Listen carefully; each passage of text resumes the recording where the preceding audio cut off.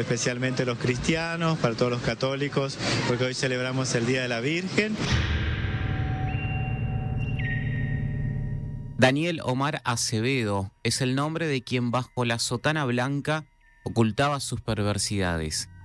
El sacerdote fue denunciado el 13 de noviembre del 2016 por un joven que en ese entonces tenía 23 años. La denuncia fue radicada en la comisaría en Ushuaia, pero la justicia de esa provincia cerró el caso. La víctima, una de tantas, oriunda de Resistencia Chaco, narró que el sacerdote intentó abusar de él en repetidas ocasiones. Es un monstruo que se quiso esconder dentro de la iglesia, pero lo saqué afuera, alegó el joven, tras conocerse recientemente el fallo condenatorio en Chaco. Acevedo ejercía el ministerio en la parroquia San José Obrero de Río Gallegos, cuando estallaron las primeras denuncias contra él, pero también estuvo de paso en Ushuaia, donde se reencontró con su víctima.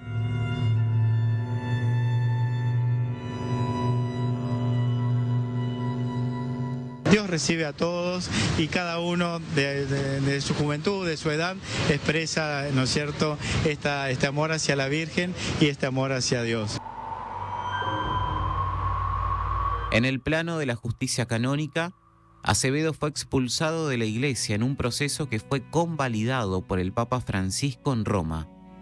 Esa novedad fue ratificada por el Consejo Pastoral de la Confederación Episcopal Argentina, que a su vez compartió un comunicado firmado por el obispo de Río Gallegos, Monseñor Jorge García Cuerva, quien, en nombre de la Iglesia, pidió perdón.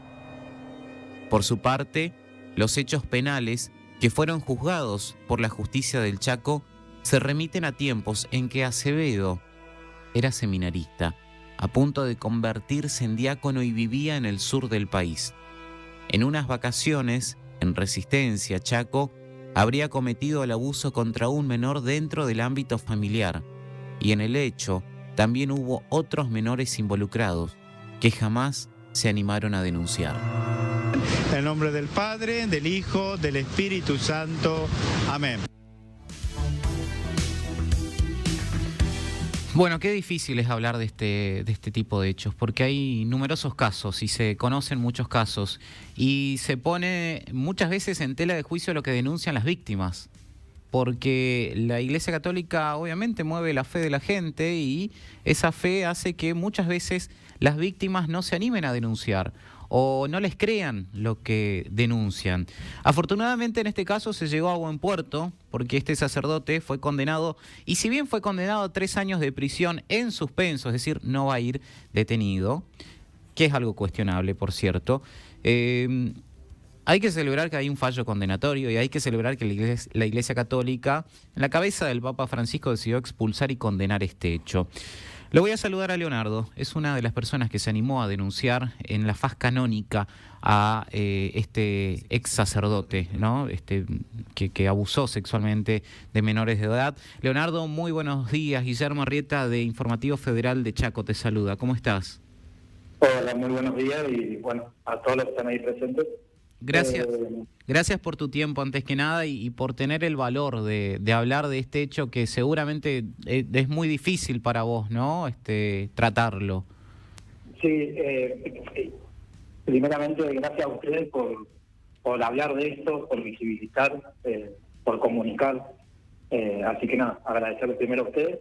Y como decís vos, en realidad esto es algo que yo lo vengo procesando hace mucho tiempo. Esto surgió hace mucho, sucedió, yo hoy en día estoy aproximándome a cumplir 30 años, esto ocurrió cuando yo tenía 10 y 11 años de edad. Y la verdad que sí tengo que decir que si hubo algo que impulsó, porque recién escuchaba que decían ustedes que la importancia de hablar, ¿no? de denunciar. Y no sé si por ahí denunciar decirlo de una forma como judicial o no, sino denunciar en el sentido de hablarlo, de poder expresarlo, claro. de poder decirlo, de poder ponerlo en palabras, ¿no? Que es lo que muchas veces nos cuesta a las personas que hemos sido víctimas de abusos. Por lo menos en mi caso, en mi caso personal, esto fue algo que estuvo en mi vida presente siempre. Era obviamente de un lugar muy personal y muy interno, porque yo no lo expresaba y tampoco lo decía. Sí lo había querido decir en su momento, cuando era un niño, pero obviamente por ser niño y por esta cuestión adultcentrista, donde pensamos que los niños cuando hablan no le tomamos como importancia o no tomamos la gravedad de lo que muchas veces podemos decir cuando somos niños, y se nos toma más como algo como, bueno, es niño, puede estar tergiversando las cosas, distorsionando, que fue de hecho lo que me ocurrió a mí cuando quise decirlo en su momento, ¿no? Y eso me llevó, y la respuesta del entorno y de los adultos del momento me llevó a callarlo por muchos años, donde, como te digo, donde eso estaba presente en mi vida, porque todo el tiempo hacía ruido y era algo que estaba presente. Y a raíz de eso yo tuve que pasar por un montón de dificultades personales, ya sean cuestiones relacionadas a salud mental y sobre todo relacionadas a la salud mental, ¿no? Depresión, tuve en su momento, a los 17 años, tuve un primer intento de suicidio justamente por este tema, por la medida que uno va creciendo, va entendiendo la gravedad de la situación. Claro. ¿No? Yo con 11 años, 10 años, no terminaba de comprender la gravedad de la situación, y obviamente que a medida que fui creciendo sí, entonces fue algo que cada vez iba haciendo como una bola. ¿Viste como cuando la imagen está cuando cae la nieve por la montaña, Sí. cada vez se va haciendo más grande la bola? Bueno, era más o menos lo que me pasó a mí, hasta que en un momento estallé. Lo que me hizo a mí poder hablar fue en un día, yo esto se lo había contado a una amiga muy de confianza, lo que me había pasado. Era una amiga con la que yo había hecho la comunión, entonces lo conocía también a Daniel. Yo se lo conté muchos años después.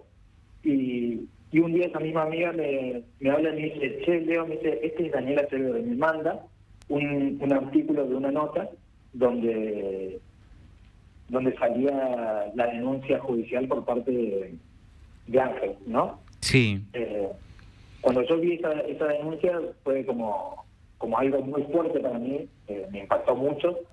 De hecho tuve una recaída en ese entonces, y me tomó alrededor de 1 año y medio de procesarlo para poder animarme también a denunciar y sumarme a la causa que había iniciado antes. Claro, hablar. Es decir, que vos te enterás de que este ex cura había abusado sexualmente de otras personas y a partir de allí, bueno, te impulsa, ¿no? A avanzar en hablar, básicamente, después de tantos años. El episodio tremendo que vos viviste fue cuando tenías 10 años. ¿A qué edad vos viste esta situación y dijiste, bueno, voy a denunciar? Claro, por eso, como te digo, esto pasó cuando yo era muy chico, fue un abuso sistemático porque duró alrededor de 1 año y medio. Sí, 1 año y medio. Alrededor de 1 año y medio. Duró, qué locura. Que, claro, fue un abuso, no, si bien nunca hubo acceso carnal, sí era un abuso y una violación a la intimidad constante, claro. Que era algo de todos los días. Con lo que vos convivías, tristemente. Algo con lo que yo convivía, claramente, justamente por eso. Qué bueno. Y yo recién me animo a hablarlo en 2019. Claro, ¿no? habían Calculemos pasado. que esto pasó año 2008, 2009, y yo recién lo vengo a hablar, año 2006 y 2005, perdón, y yo recién esto lo hablo en el año 2019. Claro, pasaron muchos años. Claro, a raíz de todo este proceso que había iniciado Ángel, que me dio las fuerzas para poder hablarlo y decirlo, ¿no? Claro. El no sentirme solo, porque como te digo, yo cuando era un niño y lo quise decir, a mí las personas que estaban alrededor, que concurrían a la iglesia, donde Daniel Acevedo era seminarista y hacía su año de pastoreo, esas personas no me creyeron y de hecho fui muy señalado dentro de la iglesia por abrir la palabra. Mirá lo que pasó, ¿no? Cómo opera la iglesia, porque si bien aplaudo el fallo del Papa también, hay una realidad que este no es el único caso. Hay 1.000.000 de casos, Sí. ¿no? Que pasan todos los días y la Iglesia no se pone o no se para de un posicionamiento para defender a las víctimas o resguardar a las víctimas, pero siempre resguardan al victimario, ¿no? Como operan de esta manera, de cambio de lugar, de cambio de localidad, calmamos las aguas, cuando en realidad tendrían que llevar una investigación de fondo, ¿no? Ir a fondo, exactamente. Sí, claro, ir a fondo. A mí cuando me pasó esto, por ejemplo, yo se lo conté a una persona, a una amiga, que en ese tiempo, ella tenía 16 años, o sea, era muy chica también. Yo le comento, ella se puso muy mal, le comento al padre, el padre viene y habla conmigo, y obviamente se lo dice al cura, ¿no? Que del momento, de la parroquia de Fátima. Claro. Porque la ciudad es seminarista. Y a mí, yo voy un domingo para hacer de monaguillo a la misa de la mañana, y el cura, que es Juan Carlos Ángel, me llama a su despacho. Y cuando me llama a su despacho, estaba Daniel sentado en una silla, y entra el papá de mi amigo, ¿no? Sí. Y a mí me pusieron a esa situación, por ejemplo, yo teniendo 11 años de edad, donde no había ninguno de mis padres, ni un adulto responsable. O sea, el único adulto era el papá de mi amiga, que de hecho fui por la única persona que me sentí contenido en ese momento.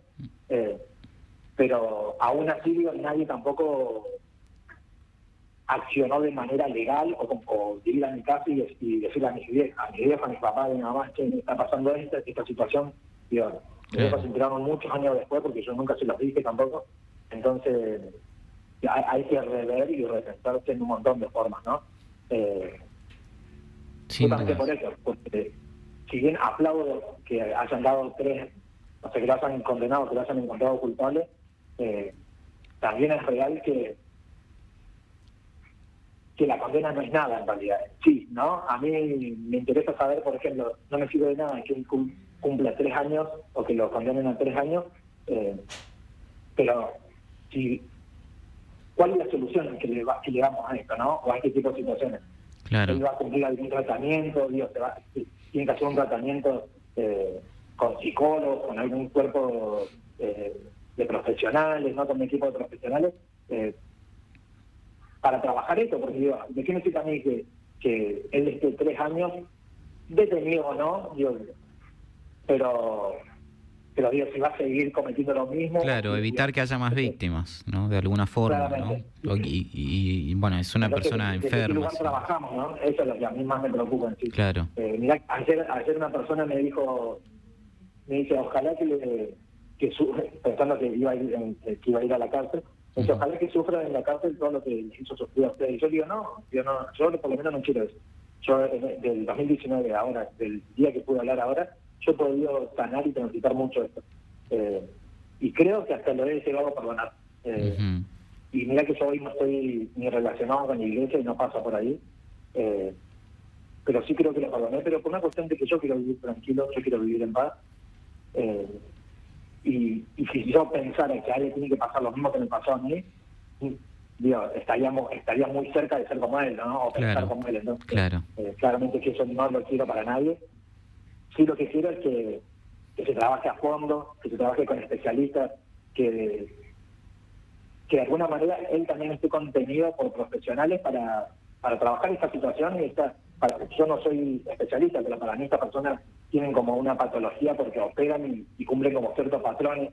Entonces, a mí lo que me interesa es, bueno, está bien, le dimos 3 años. ¿Cómo trabajamos este problema? ¿Qué hacemos con estas personas para que no vuelvan a hacer lo mismo? ¿No? Es verdad. ¿En qué lugar? Como te digo, yo no tengo la respuesta porque no estudié para eso y tampoco soy especialista ni profesional, pero es lo que más me interesa, digo. Claro, se entiende. Más allá, digo, de la condena, ¿no? Sí. Bueno, Leonardo, agradezco enormemente tu palabra y insistimos en lo importante que es dar a conocer estas noticias para que justamente más personas se animen a denunciar y para que más personas le crean a ustedes cuando denuncian esto. Debe ser muy difícil la situación por la que has atravesado, de la que seguramente uno nunca termina de recuperarse, ¿no? Pero que si esa situación puede ayudar a otras víctimas, y ojalá así sea, por supuesto que también los medios de comunicación cumplen un rol importante en todo esto. Leonardo, te mando un abrazo y muchísimas gracias por hablar con nosotros. Muchísimas gracias. Y antes, déjame decir una sola cosita nomás, sí, para todas las personas que me están escuchando y que pueden haber pasado una situación similar o que conozcan a alguien que atravesó una situación similar. Decirles que no se sientan culpables, que estas personas trabajan operando desde la culpa. Siempre nos vamos a sentir nosotros culpables cuando nosotros no somos culpables, somos víctimas, y que cada uno tiene sus tiempos y sus procesos personales para poder hablar. Yo tardé alrededor de 15 años para poder hablar, pero que no tengas miedo, que siempre va a haber alguien que te va a creer. Y como me pasó a mí, yo con Ángel fue algo recíproco, donde nos ayudamos mutuamente, porque pasamos esta situación muy parecida, ¿no? Y con el mismo victimario, pero que siempre hay alguien que te cree y siempre hay alguien que te da una mano. Así que eso, nada. Muchas gracias a ustedes. Gracias, Leonardo. Un gran saludo. Allí pasaba una de las personas que se animó a denunciar, ¿no? Leonardo sufrió abuso por parte de este abusador, ex cura, ¿no? El tiempo le jugó una mala pasada porque obviamente transcurrió un año de abuso sistemático y él denunció más de 15 años después. Fue muy difícil probar eso, pero Ángel, que es otra de las víctimas que denunció penalmente a este ex cura, ese caso sí se pudo probar, se pudo comprobar, y ese es el caso por el que fue condenado este ex cura a 3 años de prisión en suspenso. La doctora Natalia Fernández Floriani, juez de primera instancia en Juzgado Correccional de Resistencia, es la que firmó el fallo condenatorio contra este cura o ex cura abusador que ya había sido expulsado de la Iglesia Católica y que ahora recibió esta condena de 3 años de prisión en suspenso. Vea bien esta cara, ¿no? Porque esta es la cara de un abusador. Esta es la cara de una persona que, escondiéndose detrás de el sacerdocio, abusó de al menos 3 o 4 personas y que fue condenado a 3 años de prisión. Uno de los tantos curas, y hablamos de tantos porque lamentablemente se van conociendo muchos de estos casos, y de familias que confían en el sacerdote a sus propios hijos, y estos depravados, enfermos, aprovechan esa situación, abusan sexualmente, los presionan, los amenazan a chicos de 10 años, como el caso de Leonardo. Tenía 10 años cuando fue abusado por este hombre. Obviamente que no se animaba a hablar en ese entonces, y cuando se animó a hablar nadie le creía en la iglesia. Así de insólito y así de tremendo y así de traumática es la situación que lamentablemente viven las víctimas de abuso.